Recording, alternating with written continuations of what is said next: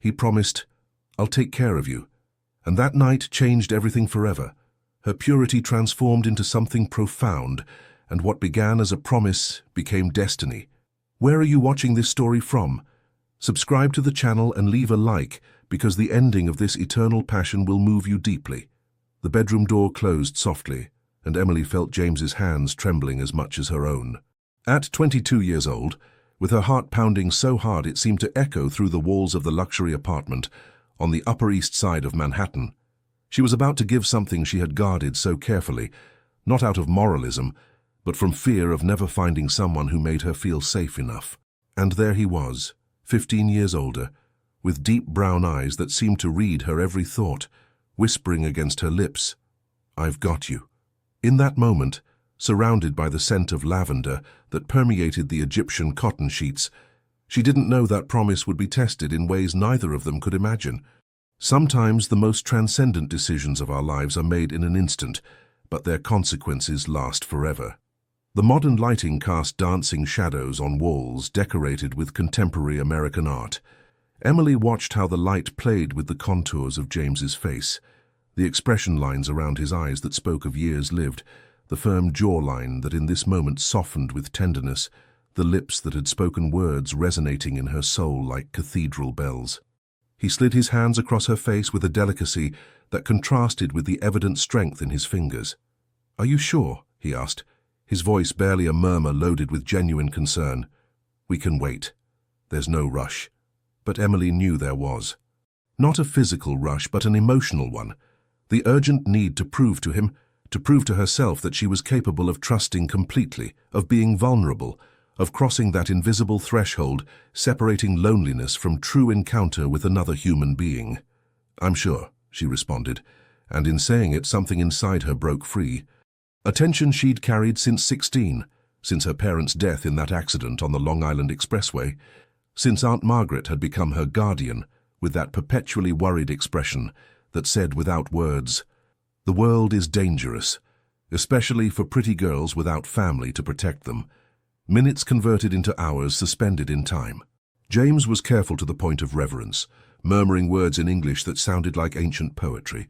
"Beautiful, my love, my darling," while the light from the street lamps on Fifth Avenue filtered through silk curtains, creating a golden glow that made everything seem like a dream.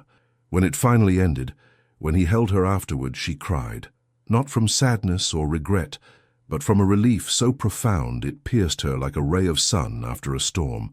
She had waited for this moment, for this person, and it was infinitely more than she had imagined. "Did I hurt you?" asked James, brushing the brown hair from her face with trembling fingers, his voice tinged with concern. "No," she whispered, looking into his eyes. "You made me feel whole."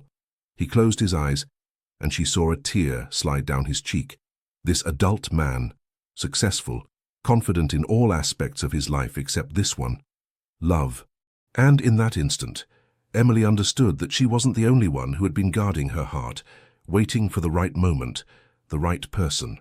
Outside, New York City slept and woke simultaneously, as only that city knows how. The distant sounds of motorcycles in the early morning, the murmur of late conversations in bars that never closed, the clinking of wine glasses and laughter rising from the street. All of it seemed to form part of an urban symphony celebrating her decision. True love is not the absence of fear, but the courage to surrender despite it. It had all begun 3 months earlier, on a rainy afternoon in October, when the leaves in Central Park were turning amber and crimson, and Manhattan was dressed in that pearl grey that made even the oldest buildings seem nostalgic. Emily was finishing her shift in the perfume section of Saks Fifth Avenue, tired after 8 hours attending demanding customers who tried dozens of fragrances without buying anything. She wore her simple black uniform, hair pulled back in a practical ponytail, and thought only of getting to her small apartment in Brooklyn, taking off the shoes pinching her feet, and soaking in the bathtub with salts she'd bought with her employee discount. She wasn't thinking about destiny. She wasn't thinking about love. She certainly wasn't thinking her life was about to change completely. The marble stairs were wet. Someone had entered with a dripping umbrella and hadn't cleaned up. Emily took the first step, the second, and on the third, her foot slipped. Her heart rose to her throat, Her arms flailed, seeking something to grab onto, and the world tilted at an impossible angle. Then arms caught her, strong, secure, enveloping. "Careful," said a masculine voice, deep and warm like aged cognac. Emily looked up and found herself staring at the most extraordinary face she'd ever seen. Not extraordinary in the conventional sense, he wasn't a magazine model or a movie star, but extraordinary in the way some ancient works of art are extraordinary, full of character, of lived history, of depth that cannot be faked. James had dark hair with silver threads at the temples, tanned skin that spoke of summers on the coast, and those eyes, God, those brown eyes that looked at her with a mixture of concern and something else, something she couldn't identify in that moment, but would later recognize as recognition, as if his soul had been searching for hers. "Are you okay?" he asked, and only then did Emily realize she was still clinging to his arms, that her hands rested on his chest, that she could feel the beating of his heart through the cotton shirt and Italian-tailored suit that probably cost more than 6 months of her salary. Yes, thank you," she stammered, suddenly conscious of her wrinkled uniform, her faded makeup, how she must smell after a day spraying perfumes on customers. But he didn't release her immediately. He held her a second longer than necessary, his large, warm hands on her waist, as if wanting to make sure she was really stable. "These stairs are dangerous when it rains. They should put up warning signs." "Yes, they should," she agreed, finally taking a step back, feeling the cold of the air where the warmth of his contact had been. He kept looking at her, and an expression she couldn't decipher appeared on his face. "Do you work here?" "In perfume," she responded, pointing vaguely toward the section she'd just left. "Finished your shift?" "Yes."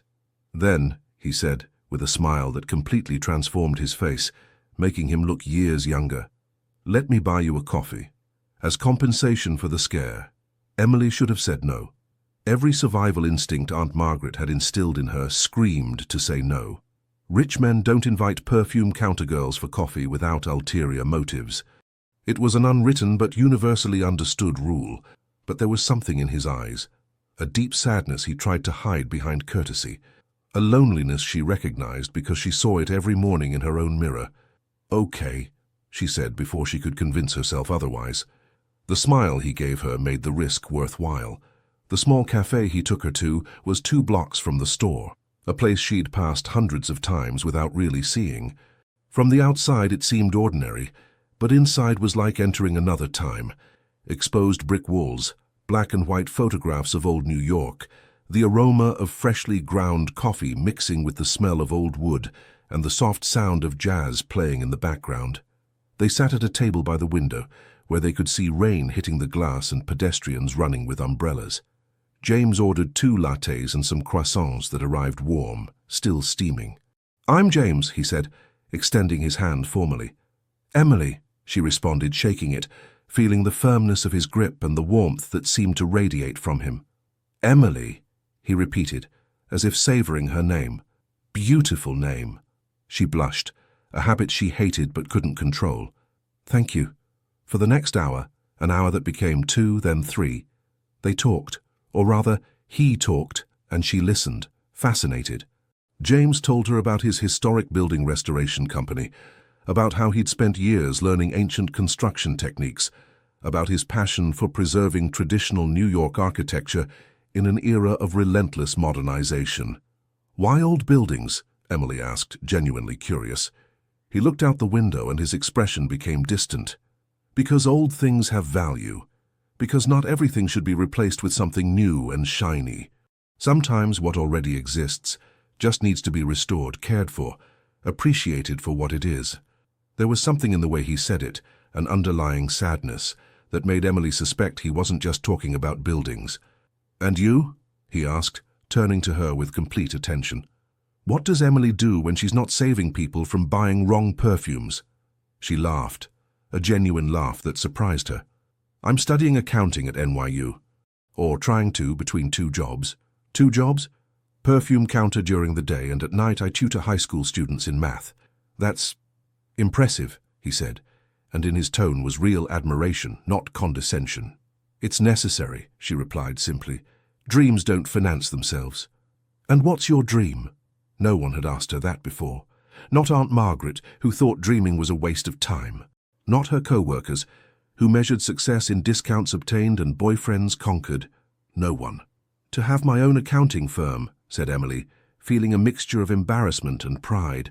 Small, specialized in helping small businesses and people who need someone who understands their circumstances, not just their numbers.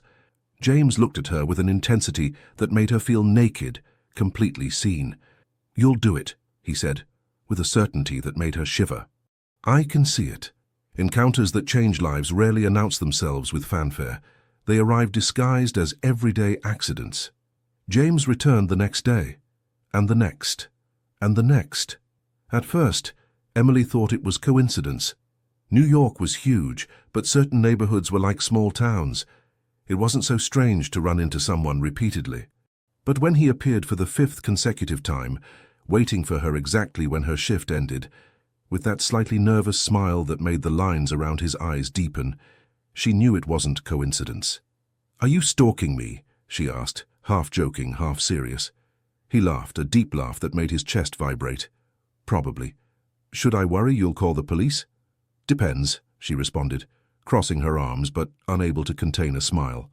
"What are your intentions?" James's smile faded, replaced by a seriousness that completely disarmed her. "To know you, to see you smile, to discover if this connection I feel is real or a product of my lonely imagination." The brutal honesty of his words hit her like a wave. No one had spoken to her like this before. No games, no pretenses, just naked and vulnerable truth. "Then I won't call the police," she said softly. "Not yet." Thus began a courtship that defied all conventions Emily knew. James didn't behave like the guys her age she'd met at university, guys who measured romance in vague text messages and last-minute plans for cheap beers. He was deliberate, attentive, traditional in a way that at first disconcerted her and then enchanted her. He took her to dinner at restaurants where waiters greeted him by name, where the menu had sophisticated dishes, where each plate was a work of art presented with reverence due to good food. He taught her to appreciate California wine that tasted of dark cherries and oak, the perfectly grilled steak that melted on the tongue, the creamy risottos that the special chef prepared only for favorite customers. But what really won her heart weren't the expensive restaurants or sophisticated wines. It was the stolen moments in his car, a silver BMW that smelled of leather and his cologne, something woody and fresh that she now associated uniquely with him. They'd parked near Central Park at sunset, when the sky turned orange and purple, and New York stretched before them like a mosaic of lights and shadows. There, without the weight of his world or the limitations of hers, they'd talk for hours. He told her about his divorce, a painful process that had lasted 2 years, and left him questioning everything he believed he knew about love and commitment. His ex-wife, Christina, had been his young love, but over the years they'd become strangers who shared a house, a bed, a bank account, but not their lives. "What happened?" Emily asked one night, when stars began to appear over the city. James was silent for a long moment, looking at his hands on the steering wheel. "We lost each other.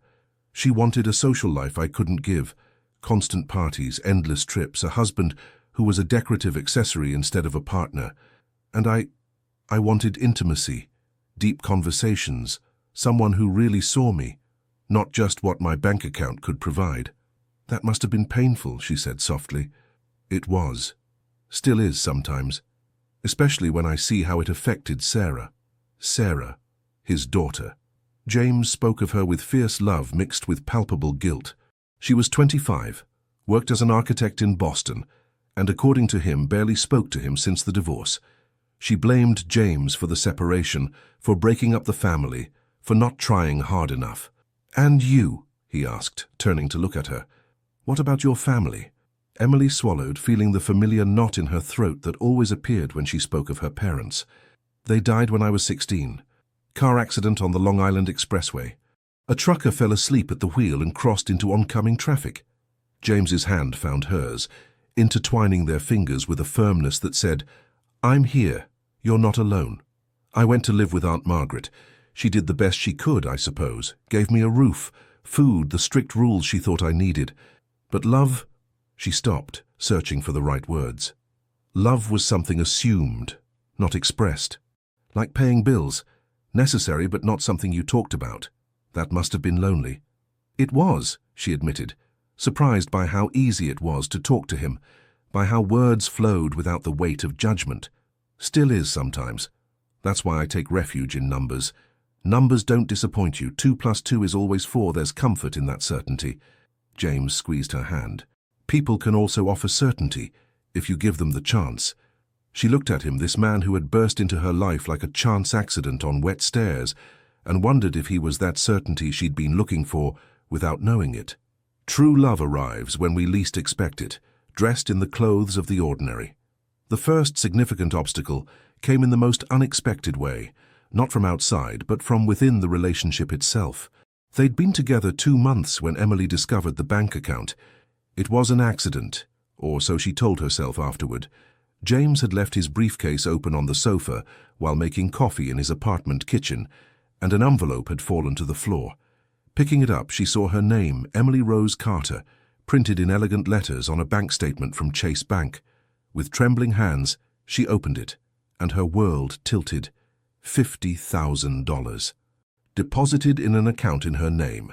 An account she'd never opened, knew nothing about, that existed as a silent secret between her and a man who said he loved her, but apparently didn't trust her enough to consult her about something like this. When James returned with 2 coffee cups, he found Emily standing holding the statement with an expression he couldn't interpret. Anger, confusion, pain. "I can explain," he said quickly, setting the cups on the coffee table. "Please," she responded, her voice dangerously calm. "Explain to me why you opened an account in my name without telling me. Explain to me why you put $50,000 in it. Explain to me what the hell you were thinking." James ran his hand through his hair, a gesture of frustration she'd learned to recognize. "I wanted to make sure you'd be protected." Protected from what? From everything. From me. From something happening to me. From... He stopped, searching for words.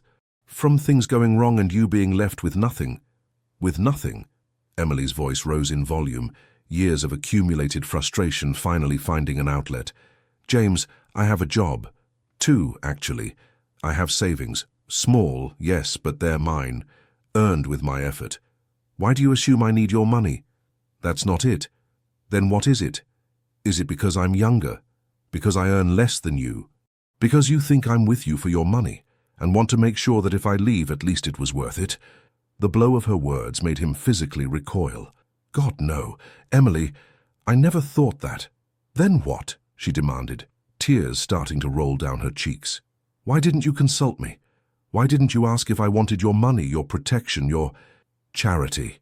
The last word fell between them like a stone in a pond, creating ripples that expanded and touched everything. James sat heavily on the sofa, suddenly looking all of his 37 years and more. "I'm afraid," he finally said, his voice barely a whisper. "Afraid of losing you. Afraid you'll realize you could have something better. Afraid that one day you'll wake up and see an older man who's using his money to keep a young woman because it's the only thing he knows how to offer." The silence that followed was dense, loaded with truths neither had verbalized before. Emily sat beside him, still holding the bank statement like evidence of... what? Of his love, of his fear, of his need to control the uncontrollable? "James," she said softly, forcing him to look at her, "I'm not with you for your money. I'm with you because when you look at me I feel seen, because your conversations challenge me, because your laugh makes my heart skip a beat. Because when you hold me I feel like I've finally found home." "Then why do I feel like I'm not enough?" he asked, and in his voice was a pain so raw it broke her. "Because you were hurt, because your ex-wife made you feel you were only valuable for what you could materially provide. But I'm not her." Emily took his face in her hands, forcing him to meet her eyes. "And I need you to trust that. I need you to trust me." "Trust us?" James closed his eyes, and when he opened them again, they were bright with unshed tears. "I don't know how to do that without trying to control everything." "Then learn," she said firmly, "because I can't be in a relationship where I'm treated like something fragile that needs to be protected instead of an equal partner." He nodded slowly, and in that gesture was the promise to try, to change, to be better. "I'll close the account. Or better yet, we'll put it in both our names and we'll decide together what to do with that money. Or, said Emily with a small smile, you could donate it to an organization that helps young orphans pay for their education. Turn your need to protect me into something that really helps others. The look James gave her was pure astonishment. You're extraordinary, you know that? I know, she joked, and the tension finally broke. That night, lying in his bed, with the lights of New York flickering outside and the distant sound of nighttime traffic, they established new rules. Complete transparency, decisions made together, respect for each other's autonomy, and, above all, brutal honesty even when it hurt. Relationships don't strengthen in easy moments, but in how we navigate the turbulent waters of conflict and misunderstanding. Aunt Margaret's appearance was like a hurricane no one had foreseen. It was a Sunday morning, one of those lazy November days when Manhattan dawned wrapped in fog, and New Yorkers allowed themselves to stay in bed late. Emily and James were enjoying a quiet breakfast, fresh bagels with cream cheese he'd bought from the corner deli, newspapers spread across the table, the sound of the radio playing soft jazz in the background. Then the doorbell rang. Insistent. Aggressive. James got up to answer, expecting perhaps a package or a neighbor with some complaint about noise. What he found at the threshold was a woman in her 60s, with grey hair severely pulled back in a bun, dressed completely in black as if in mourning, with an expression that could freeze the Hudson River in midsummer. "Is Emily here?" she demanded, without introducing herself, without courtesy, without acknowledging she was invading a private space. "Who's asking?"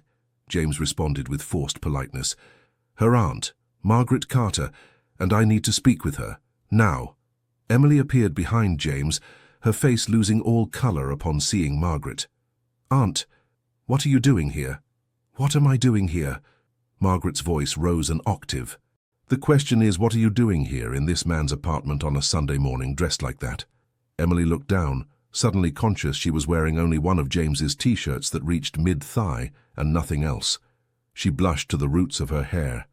"Mum," James intervened with a calm he didn't feel, "perhaps we should continue this conversation inside where there's privacy." Margaret evaluated him with a look that stripped him of everything, his expensive clothes, his luxury apartment, his evident age, and found it all deficient. "I don't need privacy to tell my niece she's making a monumental mistake." "Aunt, please," Emily begged, mortified. But Margaret was in her element, years of resentment and worry flowing like an overflowing river. "How old are you, 35, 40? 37, James responded with dignity. 37, 15 years older than her. "And what do you want from my niece? A young thing to brighten your midlife crisis? Someone young and pretty to hang on your arm at your business dinners? With all due respect, ma'am, you don't know me." "I know men like you," Margaret spat. "Men who see young, vulnerable girls and think they can take advantage of their inexperience, their need for affection, their economic situation." "Enough!" Emily's shout cut through the air like a knife. "Aunt, enough! You don't have the right to come here and judge my life. I have every right. I raised you. I gave you everything." "You gave me a roof and food," Emily interrupted, her voice trembling but firm, "and I'm grateful for that. But you never gave me what I really needed: acceptance, unconditional love, the freedom to make my own decisions, even if they're mistakes." Margaret blinked, as if she'd been slapped. "Everything I did was to protect you." "No, Aunt. Everything you did was project your own fears onto me. Because a man hurt you once, you assumed all men would hurt. Because your parents disapproved of your choices, you assumed you should control mine." The silence that fell was absolute. You could hear the ticking of the antique clock on the wall, the distant hum of the refrigerator, the accelerated beating of 3 hearts. "Mrs. Carter," James finally said, his voice soft but firm, "I understand your concern. If I had a niece, a daughter, I'd be worried too. But let me assure you that my intentions toward Emily are completely honorable. I love her. And if she'll let me, I plan to spend the rest of my life showing that love every day." Margaret looked at him for a long moment, and Emily could see the conflict on her face, the desire to protect fighting against the realization that perhaps, just perhaps, she'd misjudged the situation. "Have lunch with me," James said unexpectedly. "Tomorrow, at the restaurant of your choice. Let me show you who I really am, not who you assume I am." It was a bold offer, potentially disastrous. But in James's eyes was a determination Emily recognized, the same determination he applied to restoring old buildings, the patience to rebuild brick by brick until the structure stood firm again. Margaret looked at Emily, who nodded imperceptibly. "All right," she finally said. "Tomorrow, 2 o'clock, at the Smith." After Margaret left, Emily collapsed on the sofa, covering her face with her hands. "I'm so sorry. I don't know how she knew I was here." "It doesn't matter," James said, sitting beside her and pulling her to his chest.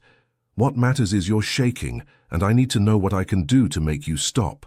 "Just hold me," she whispered, "and don't let go." "Never," he promised, and in that moment he meant it. Monday's lunch was a surreal experience. The Smith, known for its American comfort food and diverse clientele, provided a neutral setting, public enough to maintain civility, private enough for honest conversations. James arrived punctual, dressed impeccably but without ostentation. He brought flowers for Margaret, a bouquet of white roses, symbol of respect and new beginnings.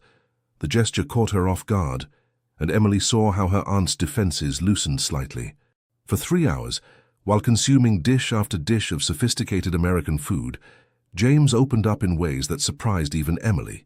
He spoke about his childhood in a small town in upstate New York, son of a carpenter and a teacher, how he'd worked in construction from age 15 to pay for his architecture studies, how he'd built his company from scratch with bank loans and sleepless nights.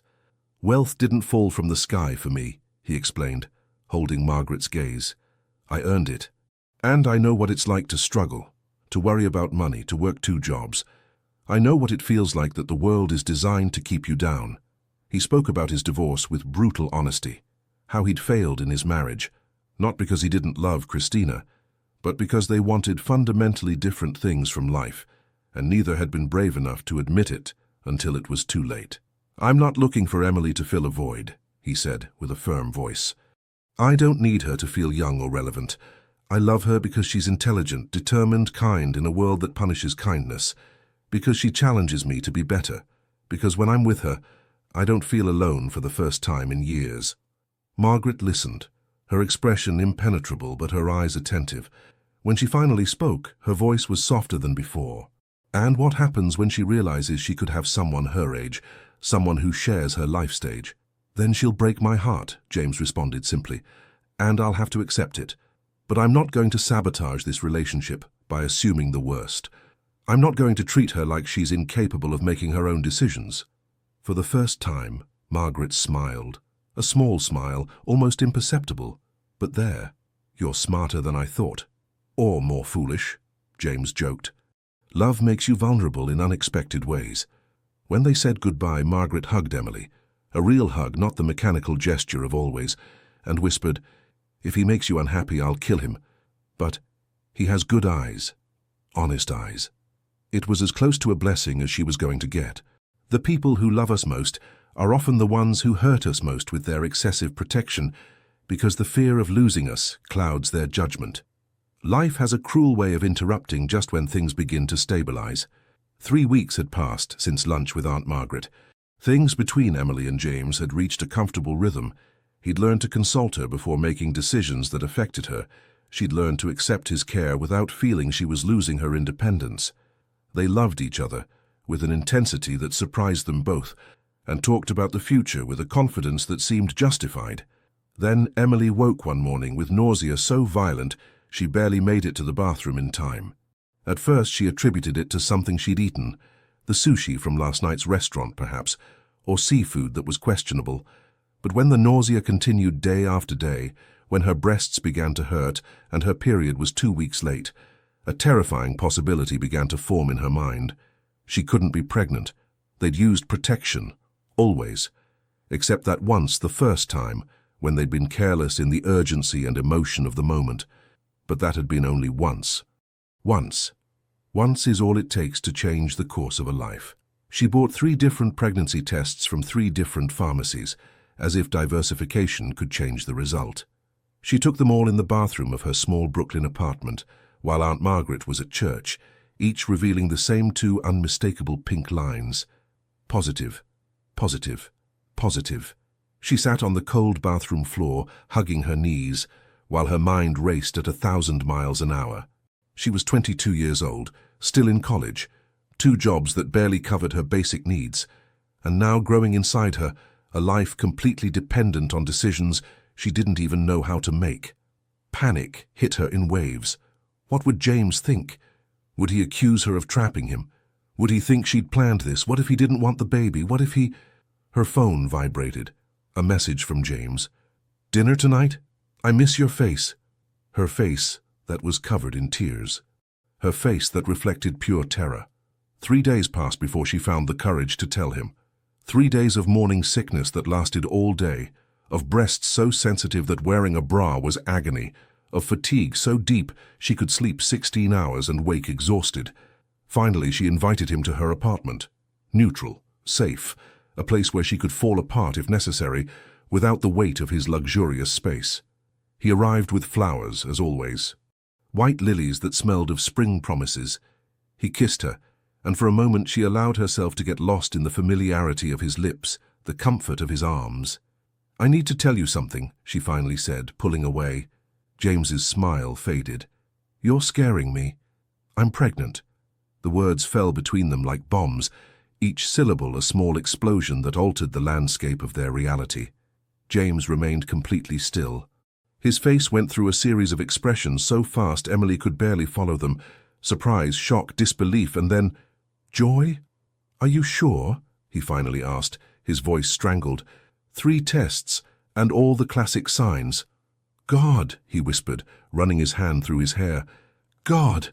The silence stretched, and with each passing second, Emily's heart sank deeper. This was a mistake. She should have waited. She should have. Then James dropped to his knees before her, taking her hands. "May I?" he asked, pointing to her still flat stomach. She nodded, unable to speak. He placed his hands on her abdomen with a reverence that made her cry. "Hi," he whispered to the baby that was little more than a handful of dividing cells. "I'm your dad, and your mum is the bravest woman I know." Emily sobbed, and suddenly he was standing, holding her so tight she could feel his heartbeat against her cheek. "I thought you'd be furious," she said against his chest. "Furious?" He pulled back to look at her, his face showing genuine confusion. "Emily, why would I be furious? Because it wasn't planned. Because it'll ruin all your plans. Because I'm too young and not ready and... Hey, look at me," he interrupted, framing her face with his hands. "This is unexpected, yes. Scary? Absolutely. Complicated? Without a doubt. But a mistake never. This baby is ours. And we're going to give them all the love 2 people can give." "Are you sure?" she whispered, needing to hear it again. "I've never been more sure of anything in my life." That night, lying in her small bed that barely fit 2 people, they made plans. She'd move into his apartment, not because he insisted, but because it made sense with the baby coming and his apartment being much more spacious. She'd continue her studies as long as she could. He'd reorganize his work schedule to be more present. "We'll do this together," James said, his hand resting protectively on her belly. Every step of the way, together. And for the first time since she'd seen those 2 pink lines, Emily believed that maybe, just maybe, everything would be okay. Life's best gifts often come wrapped in the paper of fear and uncertainty. The move to James's apartment was easier than expected, mainly because Emily had very few possessions. A suitcase of clothes, a box of textbooks, her basic beauty products, and the framed photograph of her parents that had been on her bedside table since she was 16. That was all she had to show for 22 years of life. "Is that all?" James asked, looking at the few boxes in his cavernous living room. "Mobility has its advantages," she joked, but there was sadness in her voice.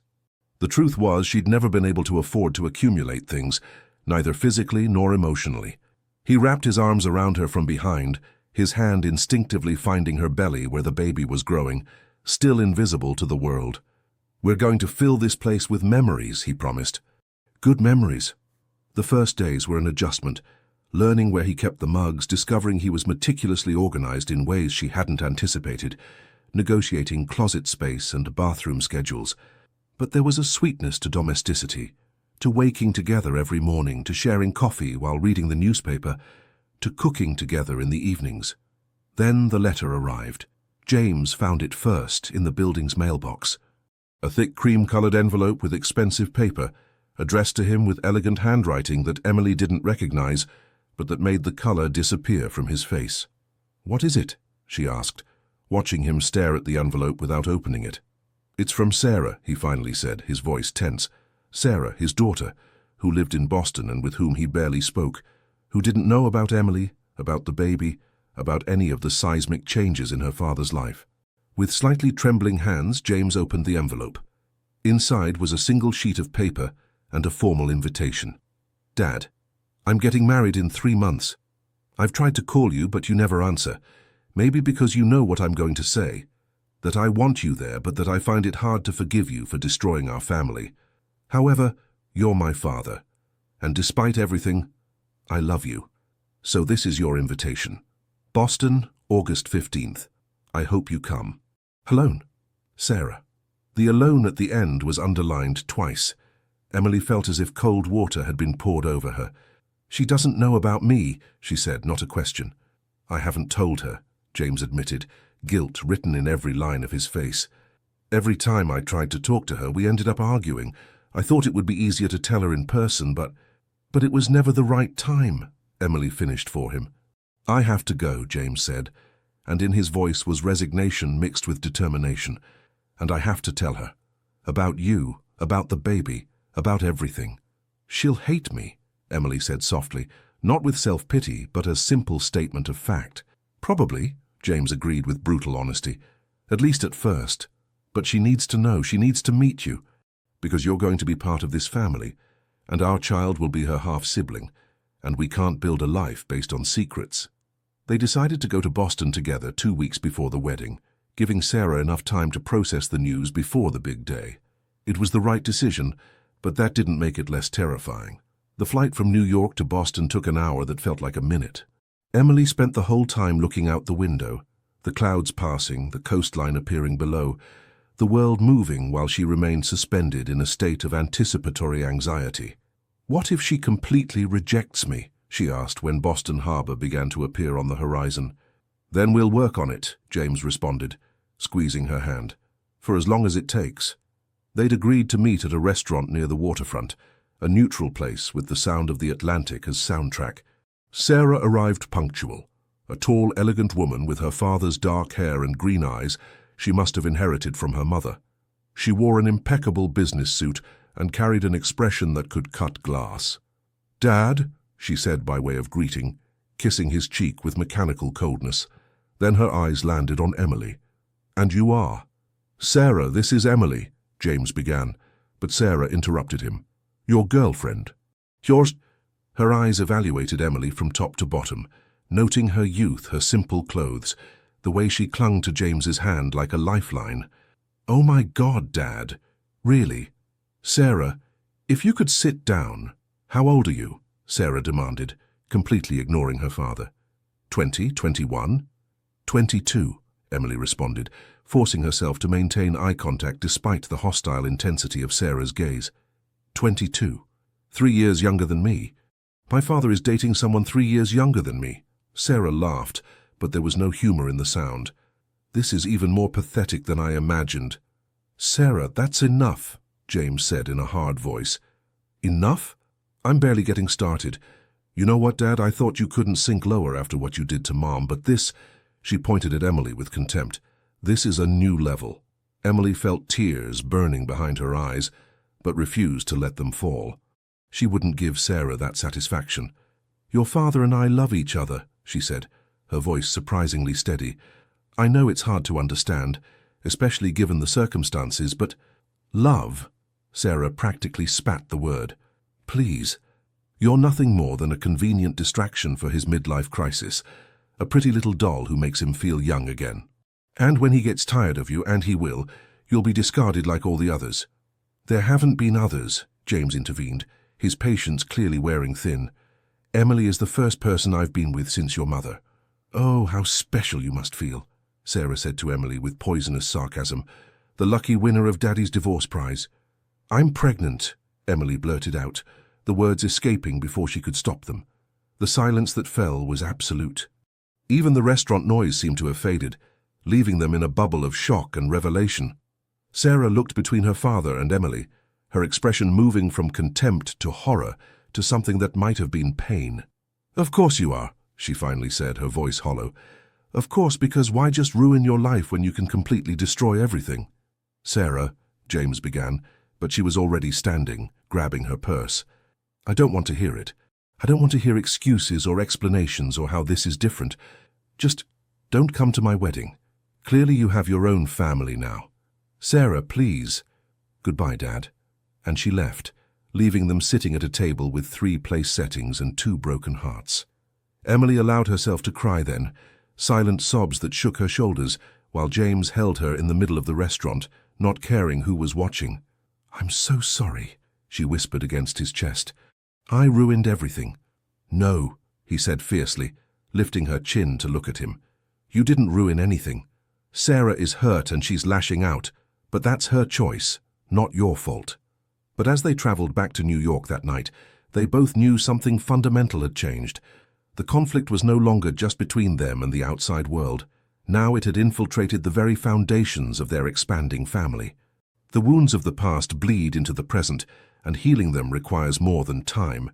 It requires courage to face painful truths. The following months were a roller coaster of emotions that left them both exhausted. Emily's pregnancy progressed, her belly rounding visibly, bringing not only the anticipated joy of new life, but also symptoms no one had warned would be so brutal. Morning sickness, which should have disappeared after the first trimester, persisted into the 4th month. She vomited several times a day, lost weight instead of gaining it, and the simple act of smelling cooking food sent her running to the bathroom. James was terrified. He hired private doctors, scheduled extra consultations, obsessively researched every symptom on the internet at 3 in the morning. His need to control, to fix, to protect, resurfaced with a vengeance. "You need to eat," he'd insist, presenting her with plates of bland food she looked at with barely contained revulsion. "I can't," she'd respond for the 1000th time, pushing the plate away. "The baby needs nutrients." "I know. You think I don't know. But my body isn't cooperating, James. It's not something I can control." Arguments became frequent, small sparks of frustration that exploded into debates about who was being more reasonable, who was being more difficult. Both were exhausted, both scared, both feeling inadequate for the task ahead. To make matters worse, Emily had to leave both jobs. The nausea made it impossible to stand for hours, and her body needed rest she couldn't afford to take while working. For the first time in her adult life, she was completely dependent on someone else, financially, emotionally, practically. The loss of independence gnawed at her, creating a resentment she didn't want to feel but couldn't avoid. "I hate this," she said one night, lying on the sofa with a cold cloth on her forehead. "I hate being useless." "You're not useless," James responded automatically, but she could hear the fatigue in his voice. He was reaching his limit too. "I'm a burden. Admit it." "I'm not going to admit something that isn't true." "Then what am I?" "Your charity project, another broken building that needs to be restored." The words cut deep, and she knew it by the way he physically recoiled. "That's unfair," he said quietly. "This whole situation is unfair," she responded, tears rolling down her cheeks. "Unfair to you, to me, to this baby who hasn't even been born and is already causing problems." "Don't say that." "Why not? It's true. If I weren't pregnant, Sarah might talk to you. If I weren't pregnant, I wouldn't be this pathetic thing that can't even keep food down. If I weren't pregnant—" "You'd be less you," James interrupted, sitting beside her and taking her hand. "And I'd be less me. This baby isn't a problem, Emily, it's our consequence, and the consequences of loving are never mistakes." She wanted to believe him. God, how she wanted to believe him. The 7th month brought new terrors. During a routine checkup at Mount Sinai Hospital, doctors noticed something on her ultrasound, an anomaly in the uterine walls that could indicate premature birth. She needed complete bed rest, they said. No stress, no physical activity, just rest. James transformed the apartment into something resembling a hospital wing. He hired a nurse to be on standby during the day. He bought a fetal monitor they could use at home. He installed alarms and emergency systems. He moved his office to the living room so he could be close at all times. "This is too much," Emily protested weakly, but without real conviction. She was scared, more scared than she'd been in her life. "Nothing is too much when it comes to you and our baby," he responded, and in his voice was a desperation that scared her as much as her own condition. The nights were the worst. Lying in darkness, feeling the baby move inside her, Emily found herself making deals with God, with the universe, with any force that might be listening. "Let him live," she'd silently beg. "Take me if necessary, but let him live." One night, James found her crying silently, tears rolling onto the pillow. "Pain?" he asked immediately, reaching for the phone to call the doctor. "No," she whispered. "Just fear. So much fear." He lay beside her, careful not to press against her swollen belly, and held her as gently as he could. "Me too," he admitted. "I'm terrified." It was the first time he'd admitted it aloud, and somehow sharing the fear made it more manageable. "What if something goes wrong?" she asked. "Then we'll deal with it. Together. Like everything else. What if I'm not strong enough?" James pulled back enough to look into her eyes, even in the dimness. "Emily, you've been strong enough since the moment I met you. Since before, even. You lost your parents and kept going. You worked 2 jobs and studied. You chose me despite all the obstacles. You chose our baby when you could have taken an easier path. Your strength isn't in question. Then why do I feel so weak? Because strength isn't the absence of fear. It's continuing despite it. And that's exactly what you're doing. The darkest moments reveal not our weakness, but our capacity for resilience, the ability to keep going when every fiber of our being wants to give up. The 8th month brought a crisis neither had anticipated. Emily had been complaining of extreme fatigue, beyond normal pregnancy tiredness. She'd fall asleep mid-conversation, be breathless after walking from bedroom to kitchen. With a dull pain in her chest she attributed to the baby's pressure against her ribs. Then, one afternoon, while napping on the sofa, James noticed something alarming. Her lips had a bluish tint and her breathing was shallow and irregular. The race to the hospital was a blur of panic. Sirens, red lights. James's hands gripping hers while he murmured prayers he didn't know he remembered from his Catholic childhood. In the emergency room, a team of cardiologists examined her while James waited outside, each minute an eternity. The diagnosis, when it finally came, was devastating in its simplicity. Undiagnosed congenital heart defect. The mitral valve had a minor malformation that had never caused symptoms severe enough to be detected. But pregnancy, with increased blood volume and stress on the cardiovascular system, had aggravated it to a critical point. "We need to operate," said the cardiologist, a man in his 50s with tired eyes that had seen too many emergencies. "But there are complications due to the pregnancy." "What kind of complications?" James asked, his voice barely controlled. "If we operate now, the stress of surgery will likely induce labor. The baby is 32 weeks, viable, but premature. There would be risks. And if we wait? Then we risk complete cardiac collapse. Emily might not survive until delivery." The world tilted. James had to sit down, his vision blurring at the edges. "There's a third option," the doctor continued. "Induce labor now at 32 weeks and then immediately perform cardiac surgery. It maximizes survival chances for both, but what? The stress of giving birth immediately followed by major surgery. It's a lot for an already compromised body. There are no guarantees." When they let James see Emily, she was awake, with supplemental oxygen through a nasal cannula, monitors beeping around her like mechanical fireflies. "I'm going to die," she said without preamble, her voice surprisingly calm. "No," he responded fiercely, taking her hand. "You're not. I won't let you." A sad smile touched her lips. "I don't think you have a say in this. Emily, listen to me," she interrupted, squeezing his hand with surprising strength. "If they have to choose, you choose the baby. You understand? The baby. I'm not having this conversation. James, please, I need to know you'll be okay. That our baby will be okay. Both of you will be okay," he insisted, tears flowing freely down his face now. "Because we're going to do what the doctor said. Induce labor, then surgery. And you're going to fight, Emily, for me, for our baby, for all the years we still have ahead." "I'm scared," she whispered. "I know. Me too." He leaned in, pressing his forehead against hers. "But you're the bravest person I know. And if anyone can do this, it's you." They spent that night in the hospital, James sleeping in an uncomfortable chair beside her bed, waking every time a monitor beeped or she moved. In waking moments, they talked about small things and big things. Names for the baby, how to decorate the nursery, books they wanted to read, places they wanted to visit. They built a future with words because it was the only thing they could control. "If I don't survive," Emily began at one point, but he put a finger over her lips. "No, James, we have to be realistic. The reality is, I love you. The reality is, you're going to survive this. And the reality is, I'll be there when you wake up holding our baby, waiting for you to open your eyes and start lecturing me about something." She laughed weakly, the sound half sob. "I love you so much it hurts." "Then survive," he pleaded. "Survive and let me love you for the rest of our lives."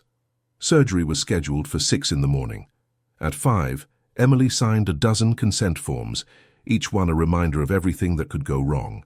At 5:30, she was wheeled away on a gurney with James walking beside her until he was no longer allowed to go further.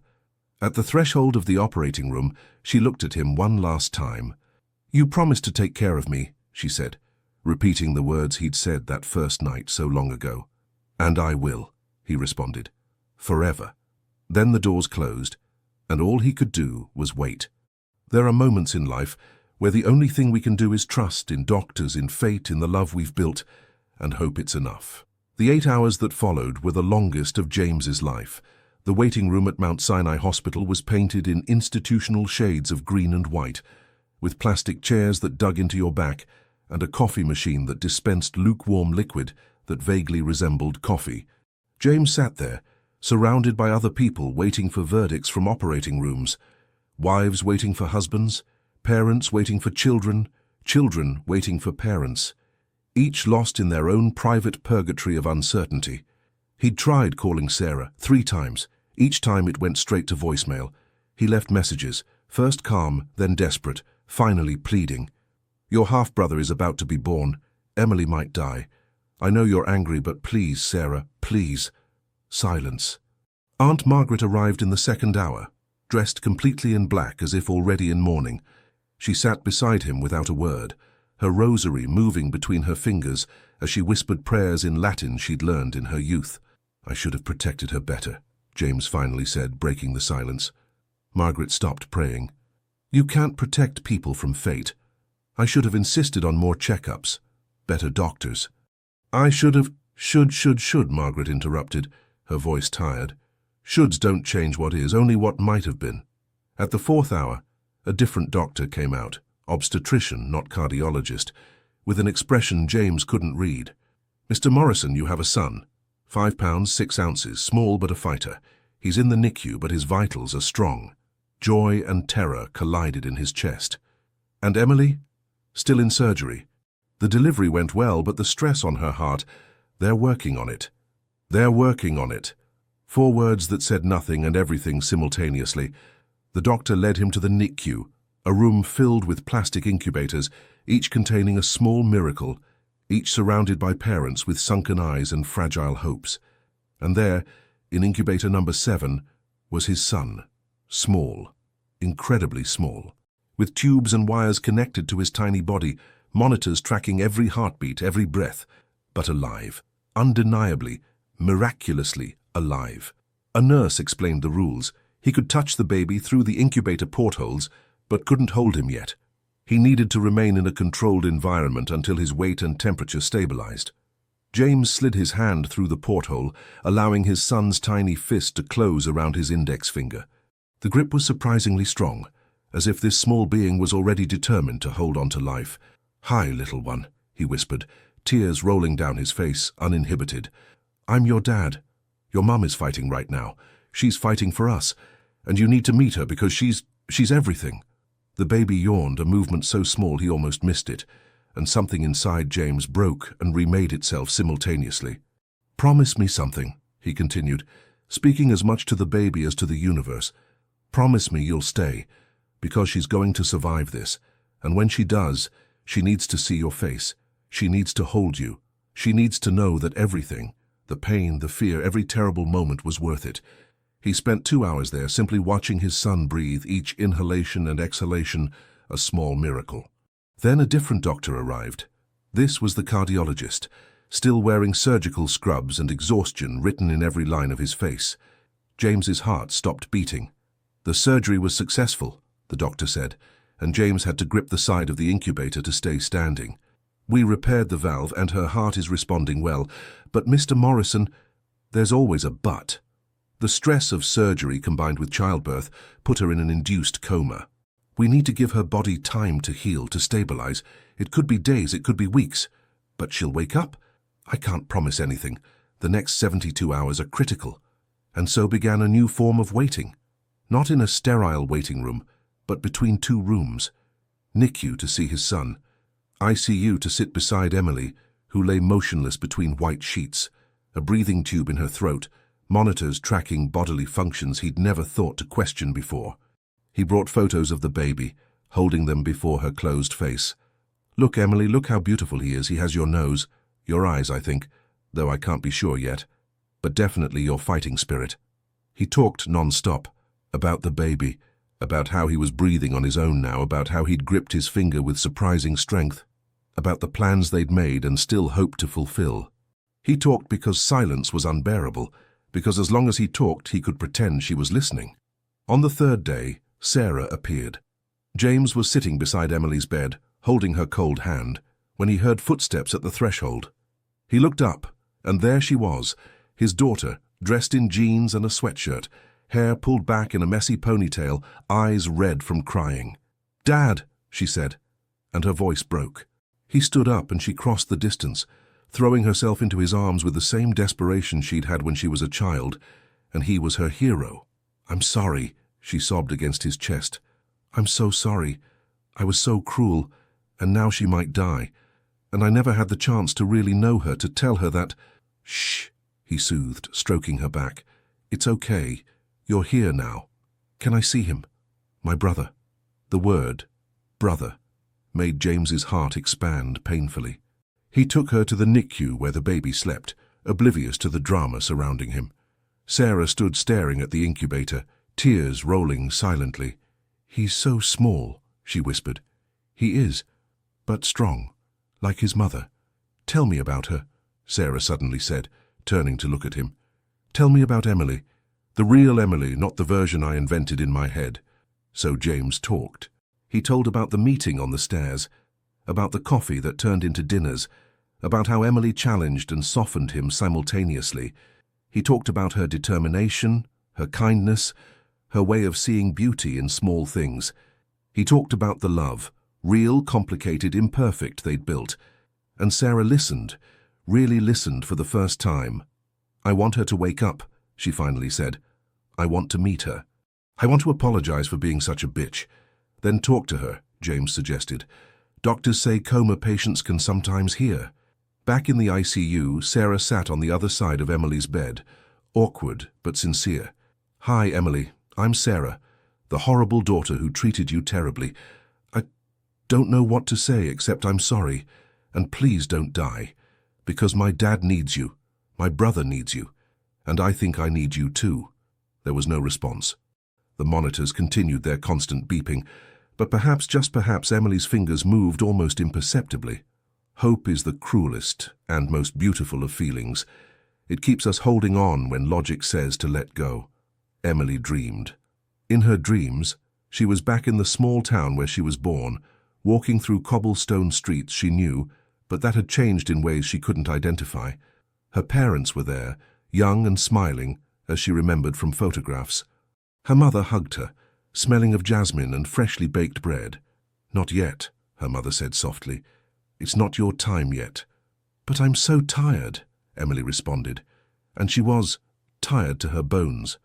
"I know, my love, but there's someone waiting for you. Two someones, actually, and they need you to be brave a little longer." The dream faded, replaced by another, this one of a baby crying, the sound tearing at her, making her want to reach even when her arms wouldn't move. Then slowly sensations emerged, pain mainly, a deep throbbing pain in her chest, the taste of plastic in her mouth, the sound of beeping and humming, voices distant and blurred. She opened her eyes.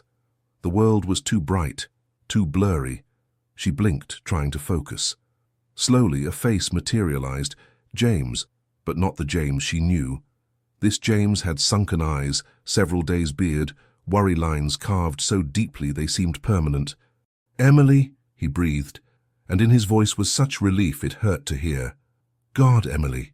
She tried to speak, but there was something in her throat. Panic. "It's okay, it's okay," he said quickly, pressing the call button for the nurse. "It's a breathing tube. They're going to take it out now that you're awake." The next few minutes were an uncomfortable blur of doctors and nurses, the tube being removed, as uncomfortable as she'd feared, her scratchy throat and hoarse voice trying to form words. "The baby," she finally managed to croak. "Where's my baby?" The smile that lit James's face was like sunrise. "He's perfect. In the NICU, but perfect. Do you want to see him?" "Yes, please." But doctors insisted on checkups first. Blood pressure, heart rate, oxygen levels. They asked questions she answered mechanically. "Do you know where you are? What year is it? What's your name?" Finally, after what seemed like an eternity, they brought a wheelchair. James helped her transfer from the bed. Her body felt strange, disconnected, as if it belonged to someone else, and wheeled her through corridors that smelled of disinfectant and hope. The NICU was a place of soft light and muted sound, and there in incubator number 7 was he, her son, her baby. Tears came then, unstoppable and inevitable. James opened the incubator portholes, and with trembling hands, Emily touched her son for the first time. Small, so incredibly small she feared breaking him. But when her fingers brushed his cheek, he turned his head toward her, instinctively seeking. "Hi, my love," she whispered, her voice broken with emotion. "I'm your mom. I'm sorry I took so long to meet you." A nurse approached, smiling. "Would you like to hold him? He's been waiting for his mom." With expert care, the nurse lifted the baby from the incubator, temporarily disconnecting monitors, and placed him in Emily's arms. His weight, so light but so substantial, anchored her to reality in a way nothing else had. This was her son, hers and James's, the result of love and fear and courage, and all the complicated and beautiful things that make up a life. "Does he have a name?" she asked, looking at James. "I was waiting for you," he responded, kneeling beside the wheelchair. "I couldn't name him without you." Emily looked at the baby, whose tiny hands clung to her finger, whose eyes, definitely her eyes, stared at her with alarming fixation for someone so young. "Ethan," she said softly. "Ethan, like my father." "And Robert, like yours." "Ethan Robert Morrison," James pronounced, testing the name. "It's perfect." They spent an hour there, simply holding Ethan, memorizing every feature, the tiny toes, the miniature eyelashes, the way his mouth moved even when he slept, as if rehearsing to cry. "I thought I'd lost you," James finally said, his voice thick with emotion. "The doctors said there were chances, but I couldn't imagine a world without you in it." "You didn't lose me," she responded, resting her head against him. "I promised to stay, remember, and I keep my promises. Even when it's hard, especially when it's hard." At the NICU door, Emily noticed a figure, a young woman watching with an uncertain expression. It took a moment to recognize her. "Sarah," James said, surprise in his voice. "Come, meet your sister-in-law." Sarah entered slowly, as if unsure of her welcome. She stopped before Emily, and for a long moment they looked at each other, these two women whose lives were now inextricably intertwined. "I was horrible to you," Sarah finally said, "and I'm sorry. You don't have to forgive me, but I needed to say it." Emily looked at this woman who shared James's eyes and his stubbornness, and saw not an enemy but someone as lost and scared as she herself had been. "We all say things we don't mean when we're hurt," she responded softly. "The question is, what do we do after?" "After," Sarah said with a small smile, "I try to be a better big sister, if you'll let me. I'd like that." And so, in a NICU in New York City, surrounded by babies fighting for life and parents fighting for hope, a family formed, not perfect, not without scars, but real and true and full of possibilities. Families aren't defined by blood or lineage, but by choices, the choice to love, forgive, and show courage together. The following 6 months were a study in adaptation and resilience.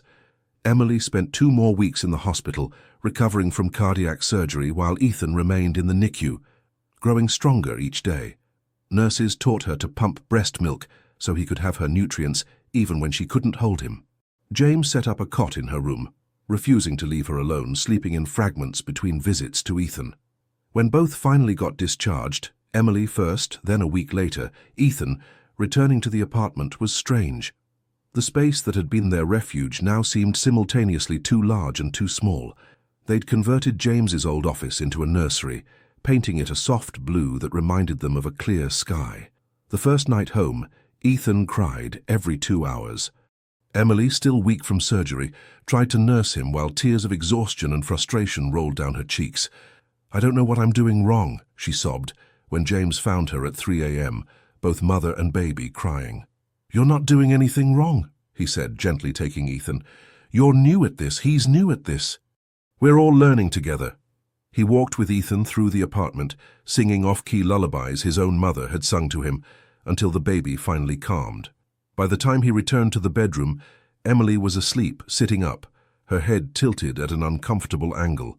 He lifted her carefully, surprised by how light she was, concerned by the fragility that still persisted, and laid her down properly, covering her with blankets. He stood there for a moment, looking at the woman who had revolutionized his life in less than a year, and marveled at how fate works in mysterious ways. Emily's cardiac physical therapy began 3 weeks after discharge. Twice a week, James drove her to the hospital where she walked on treadmills with monitors attached, where she learned to strengthen her heart without overloading it. It was frustrating. She, who had always been physically capable, now tired after climbing a flight of stairs. "I hate this," she said one afternoon after a particularly difficult session. "I hate being weak." "You're not weak," James responded for the umpteenth time. "You're healing, there's a difference." "Is there? Because from here it feels the same." He stopped in the hospital parking lot, turning to look at her. "Emily, you gave birth prematurely and survived open-heart surgery. Literally open. They had to crack your sternum. And here you are 3 weeks later, walking and complaining and being a mother. If that's not strength, I don't know what is." She looked at him, and slowly, a smile touched her lips. "You know what I like about you?" "What?" "That you don't let me give up, even when I want to.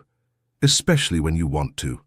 Sarah became a regular presence, flying from Boston every 2 weeks to spend time with her half-brother.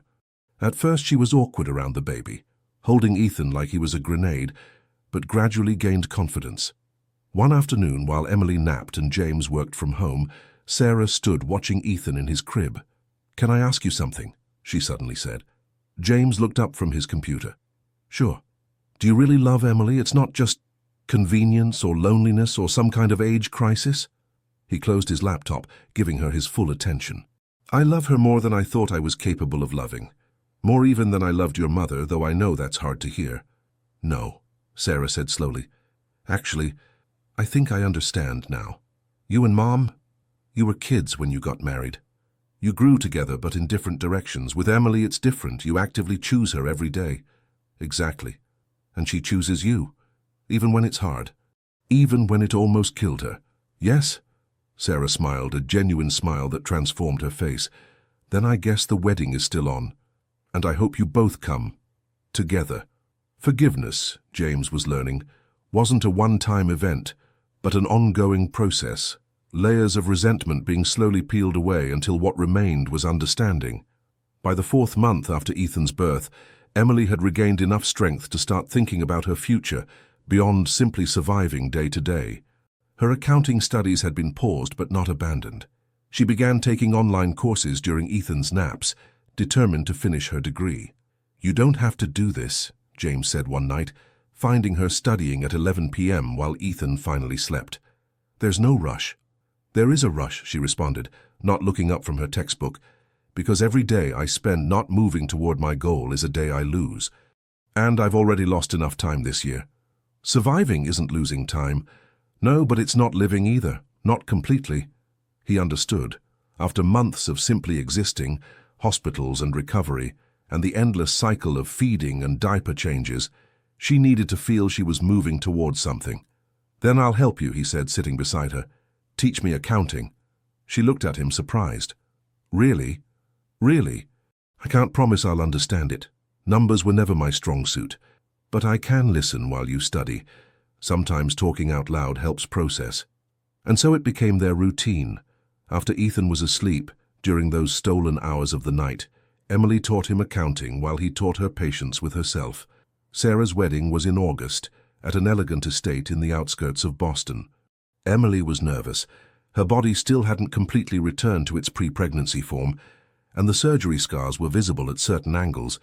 But James had insisted on buying her a new dress, something that made her feel beautiful. On the wedding day, standing beside James as his daughter exchanged vows, Emily felt overwhelmed by gratitude. She had survived. Ethan was healthy. Sarah had moved from hostility to genuine acceptance. Their broken and reconfigured family was healing. During the reception, Sarah sought out Emily, pulling her away from the table. "Thank you," Sarah said. "For what?" "For making him happy, for giving him a second chance at family, for being strong enough to stay when it would have been easier to leave."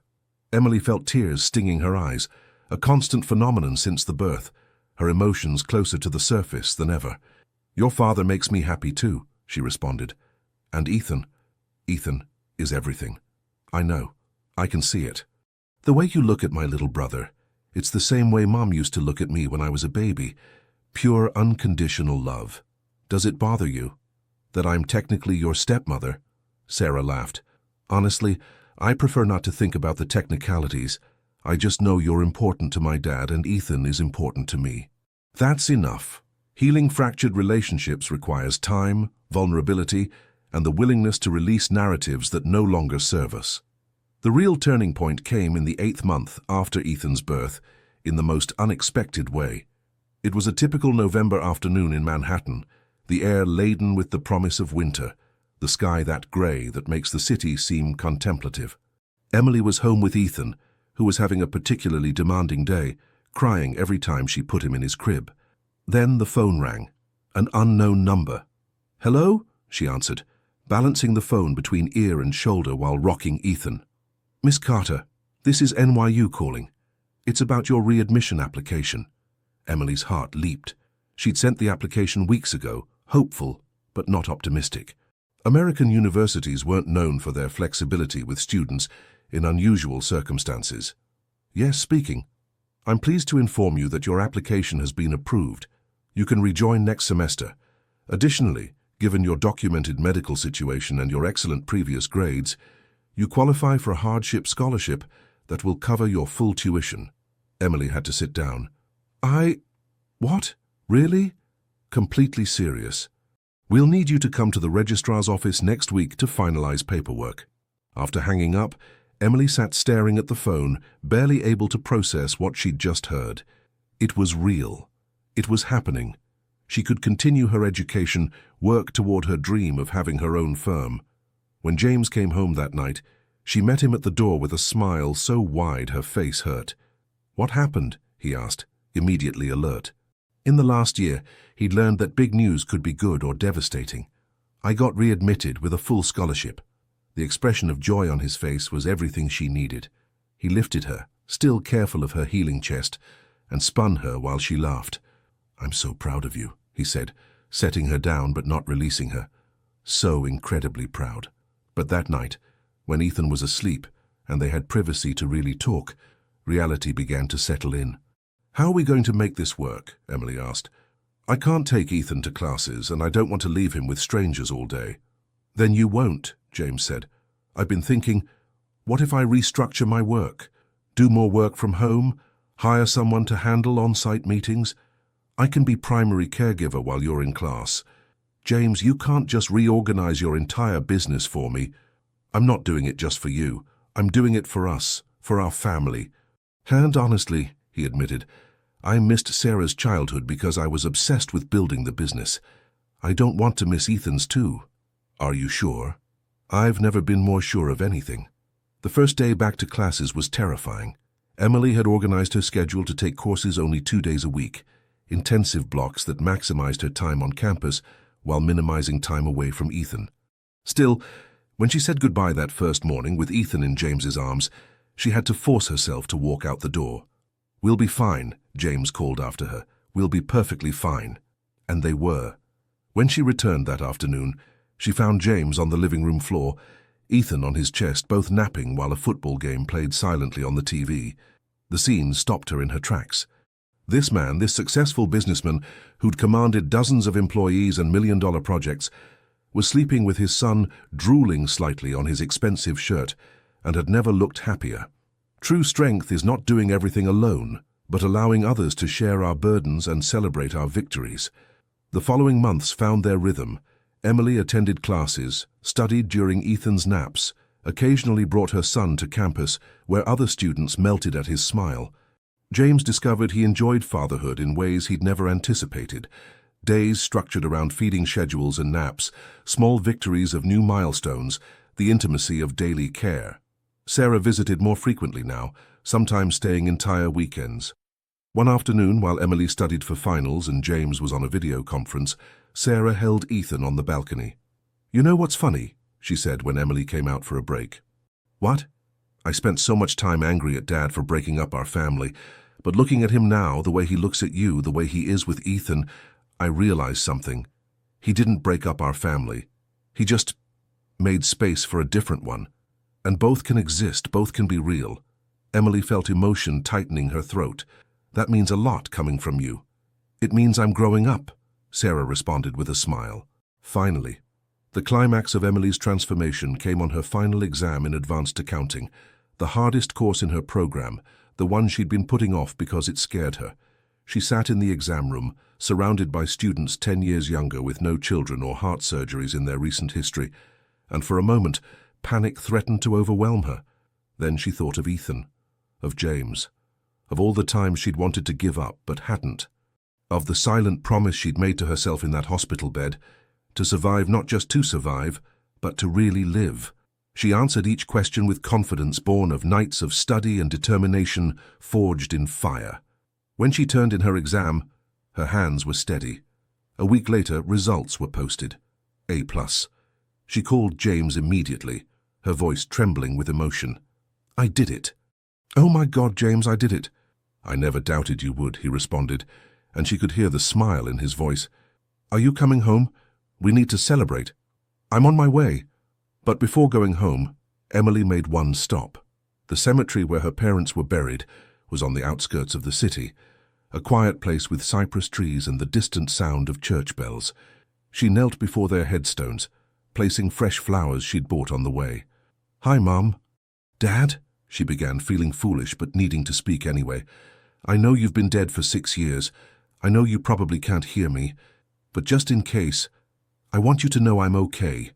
More than okay. I have a family now. A son. A man who loves me, even when I'm difficult. And I'm finishing my degree like I promised I would." Tears rolled, but they were clean, purgative. "I almost died this year. Almost saw you again. But someone, brought me back. And now I understand that I didn't survive just for myself. I survived for all the days you didn't have, for every moment you missed.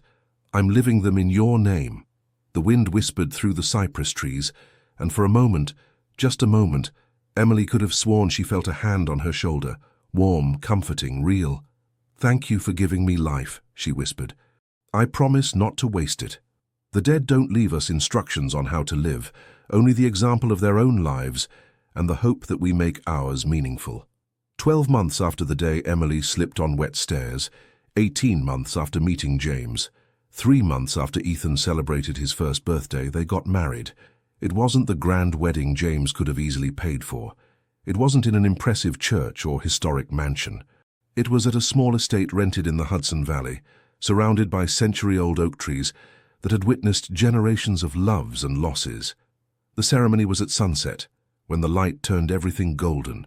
There were 30 guests, Aunt Margaret, who cried through the entire ceremony, Sarah and her husband Philip, a few close friends from both, and of course Ethan, who in his little suit looked like a tiny gentleman. Emily wore a simple cream-colored dress that flowed around her like water. There was no veil, no dramatic train, just her, with a crown of wildflowers in her hair and a smile that seemed too big for her face. James waited under an arch of oak branches intertwined with white roses. When he saw her walking toward him, not given away by anyone because she was no longer someone's property to give, but walking by her own choice, he thought his heart might burst. The vows they exchanged weren't traditional. They'd written them themselves, sitting on their balcony late at night, Ethan sleeping in his crib, New York flickering below them. James spoke first, his voice steady but emotional. "Emily, when I met you, I was convinced my life was already written, that the remaining pages would just be repetition of the previous ones. Work, loneliness, the resignation of someone who'd lost their chance at true happiness. But then you slipped on those stairs and I caught you, and unknowingly you caught me too. You taught me that life isn't something that happens to us, but something we actively create, every day, with every choice. You taught me that true love isn't security or control, but the willingness to be vulnerable, to let go, to trust. I promise to walk beside you, not ahead of you or behind, but next to you. I promise to listen when you speak and be silent when you need quiet. I promise to celebrate your successes as if they were mine and support you in your struggles as if they were ours. And I promise every day to choose you again, not from obligation or habit, but because you are my happiest choice." Emily fought tears as she spoke, her voice trembling slightly. "James, I was so afraid to love you. Afraid I was too young, too inexperienced, too ordinary for someone extraordinary. But you taught me that love isn't about being perfect, or even about being equal. It's about being authentic. It's about showing ourselves completely, our fears, our scars, our moments of weakness, and trusting the other person will see us and choose us anyway. This year almost took you from me, almost took me from myself, but we survived, together, and every scar I carry is evidence that love is worth fighting for. I promise to be your partner in all ways.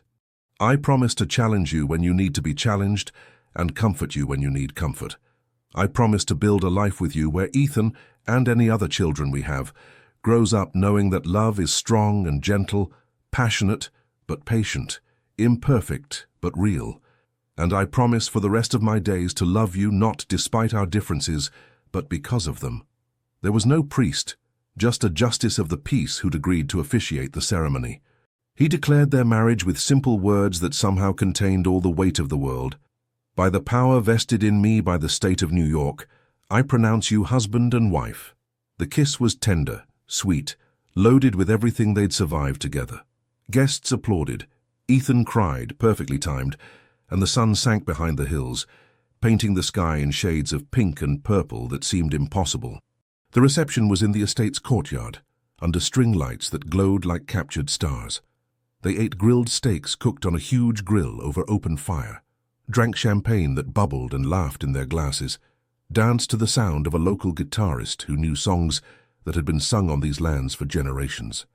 At one point while dancing, James guiding Emily through improvised waltz steps while guests toasted and laughed around them, he leaned to whisper in her ear, "Are you happy?" She pulled back enough to look at him, this man who'd become her anchor and her wings simultaneously, and smiled. "I'm complete." Later, when guests had left and Ethan slept in his carrier, the newlyweds sat alone in the estate garden. The air smelled of jasmine and warm earth. Above, the stars were so bright they seemed close enough to touch. "You know what I was thinking," Emily said, her head resting on James's shoulder. "What?" "That a year ago, I was in a hospital bed, terrified I'd never see another day. And now I'm here, married with a beautiful baby, finishing my degree. It's almost too good to be real."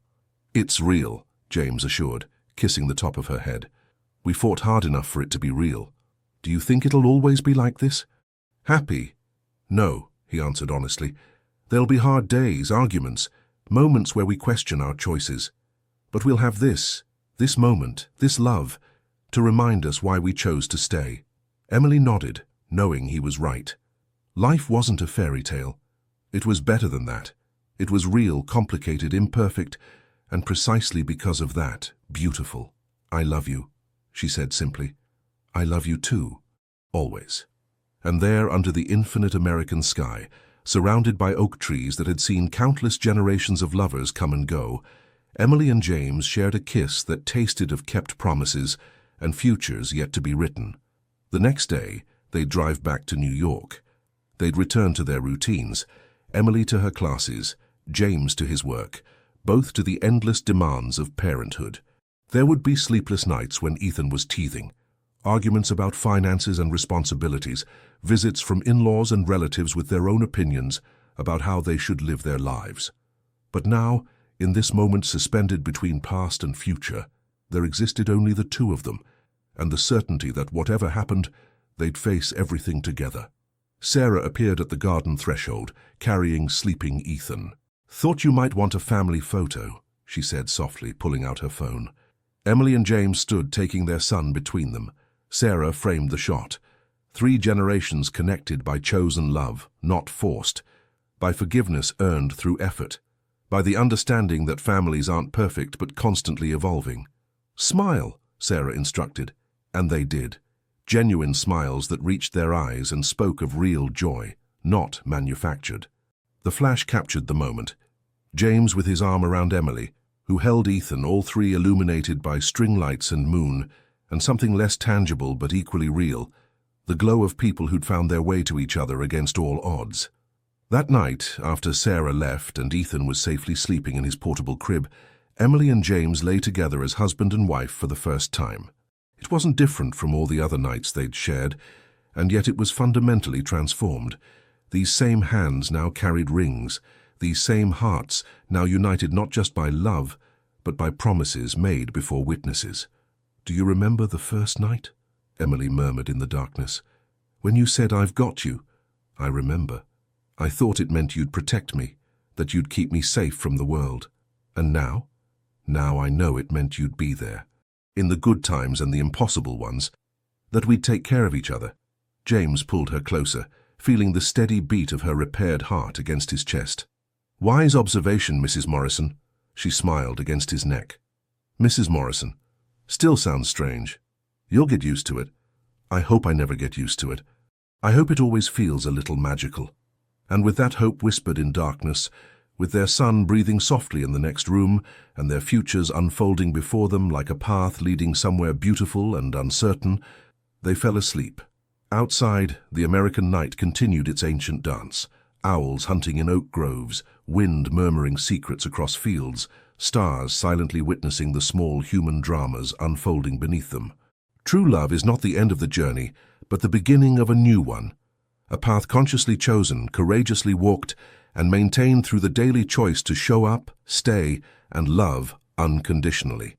Months later, when Emily would graduate from college with honors, when James would launch a new branch of his company specialized in affordable housing, when Ethan would say his first word, "Mama," to Emily's delight and James's slight disappointment, when Sarah would announce she was pregnant, making them aunt and uncle, when life would continue unfolding with its predictable and unpredictable joys, they'd always look back to this day, this perfect moment in an oak garden, and remember where they began. And in a small estate in the Hudson Valley, a family slept, not perfect, not without scars, but complete in all the ways that mattered, from wet stares and impossible attractions, from confronted fears and embraced vulnerabilities, from a promise whispered in darkness. "I've got you," and how that simple promise had become the foundation upon which they built an entire life, not despite the challenges they faced, but because of them. Because in the end, the best love stories aren't about perfection. They're about 2 imperfect people who refuse to give up on each other, who choose to show up day after day, who transform their wounds into wisdom and their struggles into strength. They're about finding home not in a place but in a person, and allowing that person to find you too. And that, Emily and James decided, as they danced under American stars with their son sleeping nearby, and all their future shining before them, was the most beautiful story of all.